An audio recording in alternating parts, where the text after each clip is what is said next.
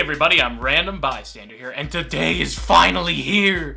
Animal Crossing New Horizons has arrived in stores and on the Nintendo eShop today. Unfortunately, I'm recording this days in advance, so I have no idea what my future self thinks of it. So let's look at another game to hype me even further.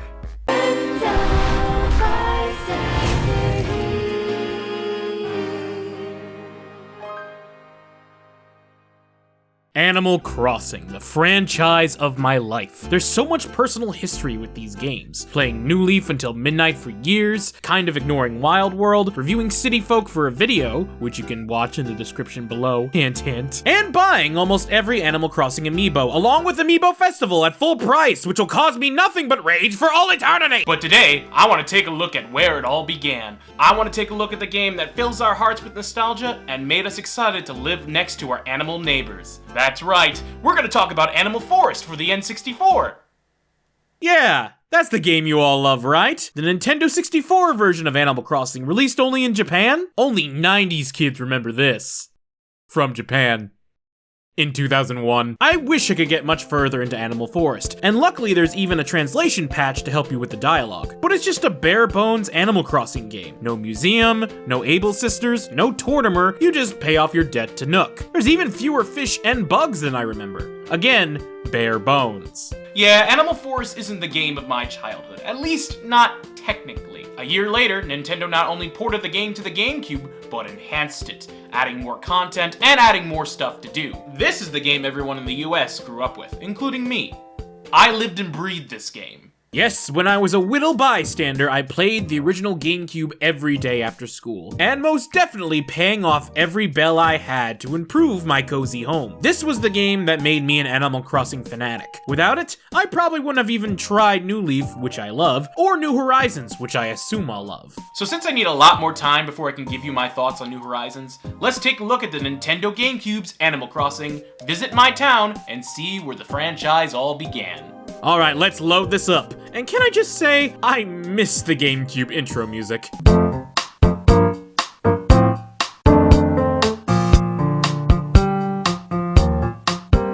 It's so jolly and upbeat. It gets me pumped up for a good time with my animal friends. God, I'm actually really looking forward to seeing everyone. Gyroids. Gyroids everywhere. Why are there so many gyroids? Was my past self trying to warn me about something? I'm sure it's fine. So remember when I named my City Folk village Town? Well, it turns out I plagiarized myself. Because believe it or not, the first name of my Animal Crossing GameCube village was, and still is, Town.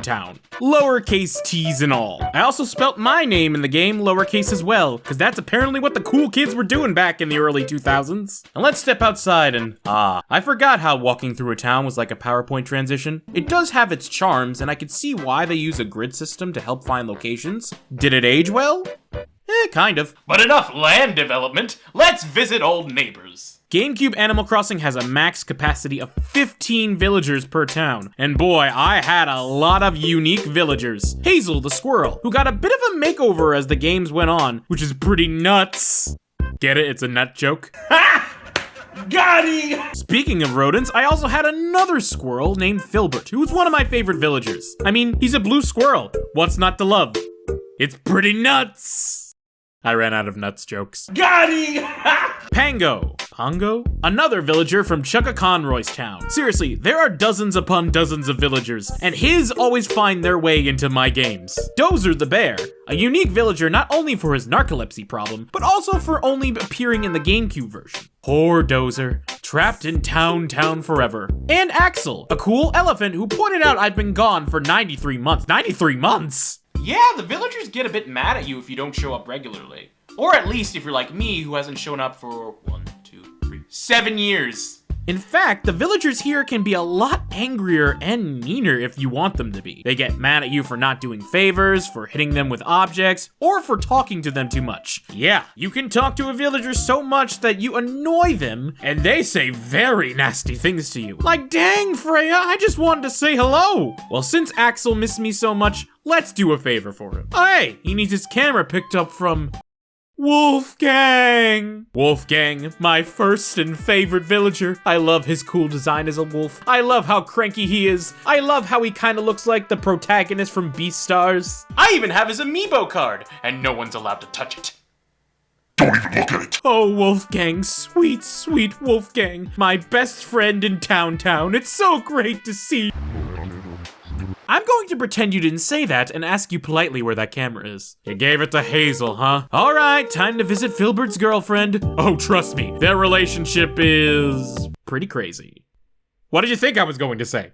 Anyway, I talked with Hazel and guess what? She doesn't have it either. Ooh, boy. So we gotta head over to Freya.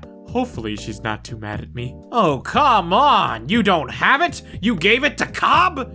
Cobb? 5 people use this stupid camera somehow? Who passes over an expensive camera without the owner's permission? I don't even let Rory sniff on mine. While I calm down from all these sharing shenanigans, let's discuss one of my most cherished memories of this game, the soundtrack. The composition that plays for each hour of the day just bathes you in this comforting atmosphere. Each hourly melody is unique and memorable, but also so relaxing. It never gets boring, and I'm so glad they continued this trend with every entry in the series since. But not everything continued past the GameCube. For instance, the dump. The dump was a small area of town where you could not only discard items, but also find random valuables like clothes and furniture for free. In Animal Crossing, it was cool to dumpster dive. And speaking of valuables, there was also a lost and found. It didn't really do anything, but it's fun interacting with the 2 cops overseeing it. Copper would actually tell you who's visiting your town, and Booker was just Booker. Just look at him. The non-villager characters are always fun. Blathers and Able sisters especially. They all add variety to the game, whether it be finding things to collect or designing your own clothes. I apparently made, or probably found a pattern online, of a Mr. Saturn shirt. I was a stylish kid. But my most favorite thing about the original was getting a golden statue in honor for paying off your debt in town. Yep, I worked hard and caught so many fish to get that statue, and it's so rewarding. And it's nice to know Nook has no financial control over me. You are powerless, old man! Although you look good in a suit. Okay, finally we found the camera and we're giving it back to Axel. Great. We get an item. Great. Not worth it, but let's get back into our house. Oh yeah, cockroaches. I haven't been here in 93 months. Once you clear out the bugs, setting up your house is fun, and there are so many different items you can place. I really miss the NES cartridges you could play in the game. Unfortunately, this leads to my biggest complaint about Animal Crossing for GameCube: lack of storage. They do not give you the inventory space you need. As a kid, I constantly found myself having to drop items or storing things in my house. There were items you could buy for extra storage like cabinets, but guess how many items they could hold? 3 items per dresser cabinet. There are over 1,000 items in the game! Why is the inventory so limited? The tools you need to collect items and do chores take up almost half of your inventory. I'm glad it was fixed in later games, but it just makes this version age more poorly. But let's not end on a sour note. What other positives could we talk about the game? Oh, I know! The holidays! Yeah, they're fun. With the power of time travel, let's head on to a random holiday. So I'm back, and apparently while I was gone for another couple months, a villager named Boris, a villager who I've never met, moved in and then moved out shortly after. Not Boris, anyone but Boris, why? Anyone but Wolfgang. Why? Anyway, let's check out the Harvest Festival, because I always liked that furniture series a lot. Aw, everyone is ready to have a nice meal. Even Tortimer the mayor is here. He seems happy despite the lack of an entree. What's for dinner anyway? Oh hey look, a turkey! But he looks worried, like he's hiding from Oh no. Yes! This is real. To get the harvest furniture, you had to talk to Franklin, an absolutely terrified turkey, find the dinner silverware, and steal it for him so he can gobble gobble gobble another day. Why is this so dark? Franklin literally tells you how Tortimer invited him to be eaten, and how the villagers can't keep their paws off him. Everyone in this village is an animal cannibal. No, it can't be true. Not you guys. Not my friends. Dozer, no. Filbert, no! Wolfgang, no!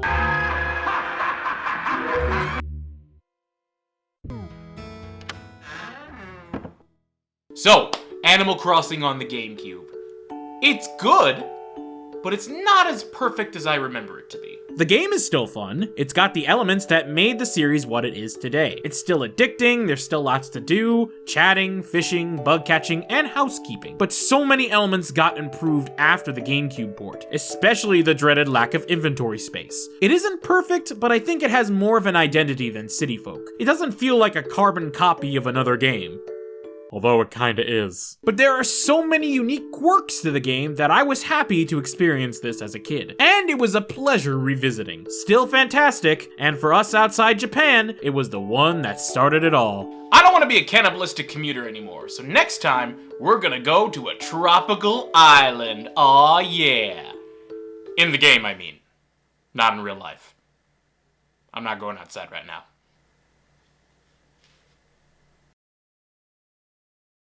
Hey everybody, I'm RandomBystanderHere, and thank you so much for watching all the way to the end of the video. It really means a lot to me, and I truly do appreciate it. While I haven't reviewed New Horizons yet, I will be playing it on Twitch, which you can look at in the description below. I'll be streaming today around 5:30 Eastern Standard Time, maybe later, depending when this goes up. Either way, the Twitch channel and my Twitter, where my schedule is in the description below. Also, if you like what you saw, feel free to hit the like button, subscribe, hit the notification button, just hit all the buttons. Hit all the buttons, I guess. I have plenty of Nintendo content ready for you, and there's plenty of Nintendo content coming along the way.